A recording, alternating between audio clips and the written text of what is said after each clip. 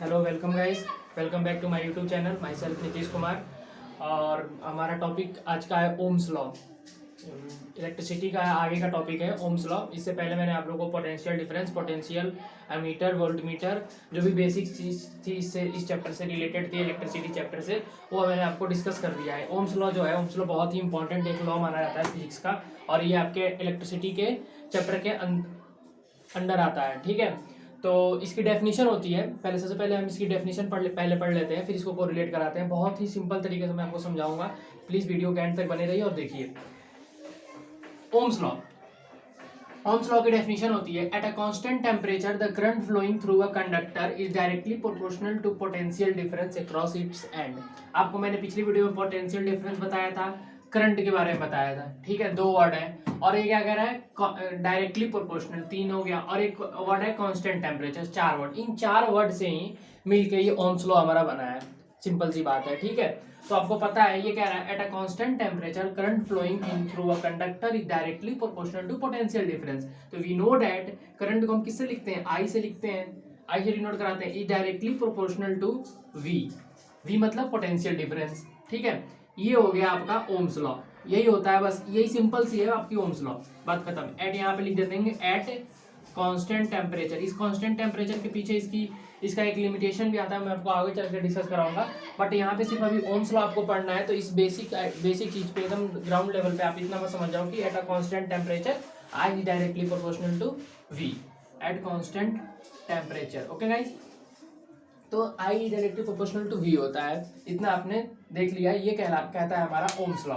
इसका मतलब अगर हमारा जितना पोटेंशियल डिफरेंस इंक्रीज करेगा उतनी ही हमारी करंट भी इंक्रीज करेगी।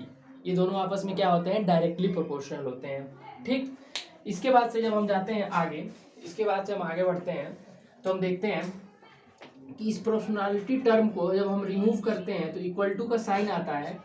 As a science student, as a mathematics student, जो भी हम प्रोपोर्शनलिटी की टर्म जो होती है उसको रिमूव करते हैं तो इक्वल टू का साइन आता है, और इसको हटा के हमारा जब जो टर्म देते हैं हम, वो हमारा रेजिस्टेंस आता है। इसको ये जो प्रोपोर्शनलिटी टर्म हटेगी तो हमारा क्या आएगा, रेजिस्टेंस आता है।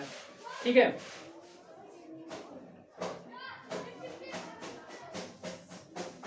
ठीक है गाइस, ये हमारी प्रोपोर्शनलिटी टर्म आती है, तो इसको हम लिख सकते हैं और में V is directly proportional to I, and proportional term को जब हम आते हैं, प्रोपोर्शनैलिटी टर्म को जब हटाते हैं हम, तो हमारा आता है R I, तो यहाँ पे आई आर लिख सकते हैं।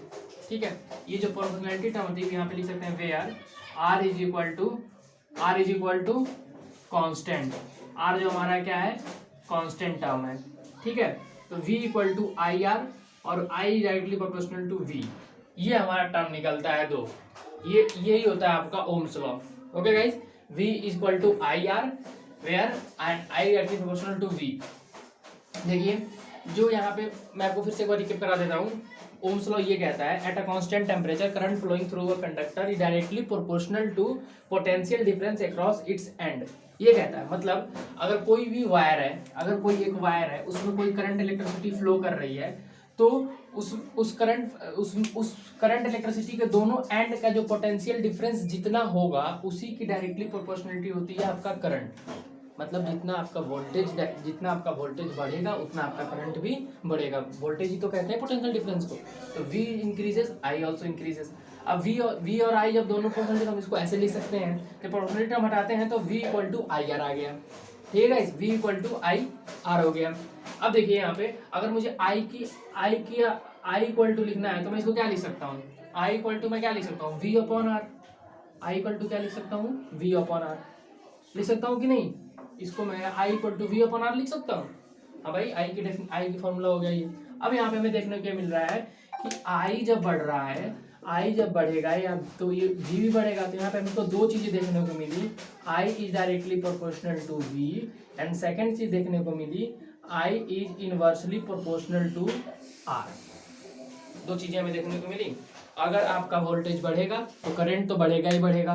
वोल्टेज और करंट का जो रिलेशन होता है वो डायरेक्टली प्रोपोर्शनल होता है, पर आपका जो रेजिस्टेंस होता है वो इनवर्सली प्रोपोर्शनल होता है करंट के रिगार्डिंग। करंट अगर आप बढ़ाओगे तो रेजिस्टेंस कम होगा, रेजिस्टेंस अगर कम करोगे तो करंट बढ़ेगा। इनवर्सली प्रोपोर्शनल होता है। ठीक है, इतना आई होप आप लोगों को क्लियर हो गया, समझ में आ गया होगा। ठीक है, ठीक, तो ये बहुत ही इंपॉर्टेंट रिलेशन था आपका। मैं इसी को अभी कंटिन्यू करना चाहता हूँ आगे, कि जो हमने दो चीज देखी, पहले हमने पढ़ा था v equal to I R, मैं आपको लिखूंगा v equal to I R, तो आपका i क्या हो जाएगा, i क्या हो जाएगा v अपॉन आर। तो यहाँ से आपको दो रिलेशन मिला, i is directly proportional to v, and second relation था हमारा i is inversely proportional to r। ठीक है जी, i is direct inversely proportional to r, मतलब i बढ़ा रहे हो तो r कम होगा, और अगर r आप बढ़ाओगे तो i कम होगा, इनवर्सली प्रोपोर्शनल है। तो आप अगर क्वेश्चन एग्जाम में आता है कि अगर करंट को डबल कर दिया जाए तो रेजिस्टेंस पे क्या इफेक्ट पड़ेगा, ये 100% क्वेश्चन आता ही आता है कि अगर करंट हम डबल कर देते हैं तो रेजिस्टेंस क्या होगा, तो हाफ हो जाएगा। रेजिस्टेंस क्या होगा, हाफ होगा, इनवर्सली प्रोपोर्शनल है ना, तो हाफ हो जाएगा। अगर रेजिस्टेंस आप डबल कर रहे हो तो करंट क्या होगा, हाफ हो जाएगा। मतलब दोनों इनवर्सली प्रोपोर्शनल है, एक बढ़ेगा तो एक घटेगा, डबल ट्रिपल फोर्थ थर्ड ये सब पूछता है। ठीक है, तो आई होप आप लोगों को ये ओम्स लॉ क्लियर हो गया होगा, और इस ओम्स लॉ में इतना कुछ है नहीं एक्स्ट्रा। हाँ, रेजिस्टेंस, अब एक वर्ड जो आ रहा था, रेजिस्टेंस क्या होता है, मैं आपको रेजिस्टेंस बता देता हूँ कि रेजिस्टेंस टॉपिक ही एक रेजिस्टेंस। ठीक है, ये जो रेजिस्टेंस वर्ड बार बार आ रहा है, ये रेजिस्टेंस होता क्या है। ओके गाइस, रेजिस्टेंस जो होता है ये अपोज करता है, कोई भी अगर करंट किसी वायर में, किसी कंडक्टर में जब फ्लो कर रहा है तो उसको अपोज करने वाली एक प्रॉपर्टी, एक कंडक्टर की एक अपनी प्रॉपर्टी होती है जो कि करंट फ्लो को, करंट के फ्लो के अंदर के इलेक्ट्रॉन्स को अपोज करती है, रोकती है, भाई रुको, अपोज करती है। उसी अपोज की प्रॉपर्टी को हम कहते हैं रेजिस्टेंस। ठीक, तो ये रेजिस्टेंस जो होते हैं कई तरह के इनकी क्राइटेरिया होती है, किस पे डिपेंड करते हैं। जैसे नेचर पे डिपेंड करते हैं। नेचर ऑफ किसका नेचर, वायर का नेचर, किस वायर अगर थिक है, थिन है, लॉन्ग है कि शॉर्ट है।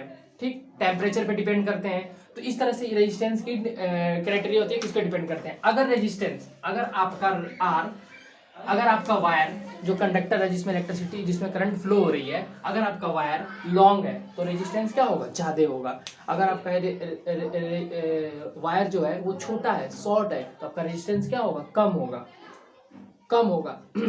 तो रेजिस्टेंस क्या करता है, अपोज करता है। रेजिस्टेंस क्या करता है, उस उनकी इलेक्ट्रिसिटी करंट को अपोज करता है। तो अगर इसकी डेफिनेशन की हम बात करें, तो इसकी डेफिनेशन होती है, the resistance of a conductor depend on the length, thickness and the property of a conductor to the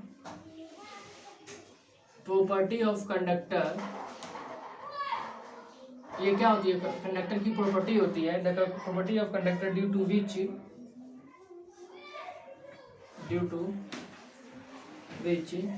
it opposes the flow of current in conductor। ठीक है, तो ये इसकी डेफिनेशन होती है। ये डिपेंड किस पे करता है, किस चीजों पे डिपेंड, इतनी आप पहले नोट डाउन कर लो, फिर मैं आपको बता रहा हूँ।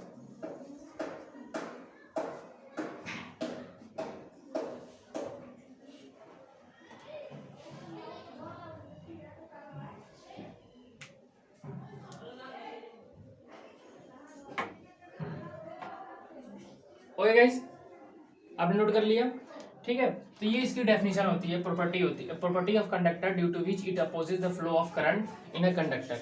ये हो गया आपका रेजिस्टेंस। अब रेजिस्टेंस का हम फॉर्मूला अगर देखें, तो अभी हम यहीं से इसको कंक्लूड कर सकते हैं। क्या I इक्वल टू वी आ रहा है, V equal to I R, तो यहीं से आप इसका देख सकते हो कि इसका फॉर्मूला होता है, इसका फॉर्मूला होगा, अगर अब V equal to I R आप पढ़ रहे हो, we know that from Ohm's law से आपको पता है V equal to I R, where R is resistance, I is current and V is voltage. तो अगर हम R की बात करें, R इक्वल टू हम कहें R, अगर R मुझे निकालना है तो क्या हो जाएगा, V अपॉन आई, यही होता है रेजिस्टेंस इक्वल टू क्या होता है, V अपॉन आई।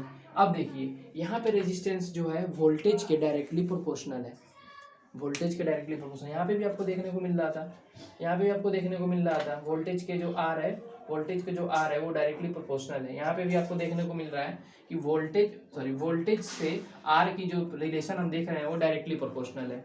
ठीक है, हमें उससे करना नहीं कुछ, हमें आई से भी हमने आई और वोल्टेज से दोनों को देख लिया कि आई से क्या होता है और वोल्टेज से क्या होता है। यहाँ पे आगे तो आपको बता दे रहा हूँ इसका नेचर क्या होता है। इसका नेचर क्या होता है कि सॉरी इसकी डिपेंड किस पे डिपेंड करता है, इनके क्या क्या नेचर होते हैं। तो अगर आपका वायर लंबा है तो रेजिस्टेंस ज़्यादा होगा, वायर छोटा है तो रेजिस्टेंस कम होगा, वायर थिक है तो रेजिस्टेंस ज़्यादा होगा, थिक मतलब मोटा, और वायर पतला है तो उसमें रेजिस्टेंस कम होगा। ठीक है, तो ये कुछ इसकी डिपेंडेंस होती है किसमें ज़्यादा होता है और किसमें कम होता है। ठीक है, ये हो गया आपका रेजिस्टेंस। अगर इसकी एसआई यूनिट की बात करें, इसकी एसआई यूनिट की अगर बात करें, एसआई यूनिट ऑफ रेजिस्टेंस, तो इसकी एसआई यूनिट क्या होती है, ओम। अगर हम वोल्ट को देखते हैं, वोल्ट पोटेंशियल डिफरेंस का होता है वोल्ट, और करंट का क्या होता है, एम्पियर। करंट का एम्पियर होता है ना, करंट का होता है एम्पियर, तो वोल्ट पर एम्पियर, और वोल्ट पर एम्पियर को ही हम कहते हैं ओम। इसकी साइन ये होती है, इसको हम कहते हैं ओमेगा। ओके गाइस, इसको कहते हैं हम ओमेगा। ये होता है एसआई यूनिट होता है ओम का, ये साइन हो गया, इसको लिखते हैं OHM, ओम। तो रेजिस्टेंस की एसआई यूनिट क्या होती है, ओम होती है। उस साइन को हम ऐसे दिखाते हैं और उस साइन का नाम होता है ओमेगा। ठीक, ये आया कहाँ से, तो R = V/I होता है। यहाँ पे देख लीजिए आप, R = V/I होता है। तो V की जो एसआई यूनिट होती है वोल्ट होती है, वोल्टेज, और I का जो एसआई यूनिट होता है कहता है एम्पियर होता है। ओके गाइस, तो वोल्ट पर एम्पियर को हम कहते हैं ओम, और इसकी साइन जो होती है वो क्या होता है, omega. Okay guys, I hope आप लोगों को क्लियर हो गया होगा। ठीक है, तो मिलते हैं नेक्स्ट वीडियो में। नेक्स्ट वीडियो में देखते हैं इसके आगे का टॉपिक क्या है, करंट इलेक्ट्रिसिटी। इसके आगे अब बहुत इंटरेस्टिंग टॉपिक आने वाले हैं, जैसे सीरीज एंड पैरेलल कॉम्बिनेशन, और कैसे रेसिस्टिविटी क्या होती है, रेसिस्टिविटी की क्या क्या डिपेंडेंस होती है, किस पे डिपेंड करता है, किस पे नहीं करता है, ये सारी चीज़ें हम देखेंगे। एक बार गुड कंडक्टर के बारे में पढ़ेंगे, क्या होते हैं गुड कंडक्टर। सारी अच्छे अच्छे टॉपिक्स अब आ रहे हैं इस इलेक्ट्रिसिटी चैप्टर में। सो गाइज, आपको अगर आपको मेरी वीडियो पसंद आ रही है तो आप प्लीज़ इसको ज़्यादा से ज़्यादा शेयर करें, लाइक करें और सब्सक्राइब करें, और प्लीज़ बेल आइकन को दबाना ना भूलें, ताकि मेरी जो नेक्स्ट वीडियोस आती हैं आपको उसको मिस ना करो। ठीक है गाइज, तो प्लीज़ अगर आप मेरी वीडियो अच्छी लग रही है तो लाइक ज़रूर करें। Okay bye, thank you.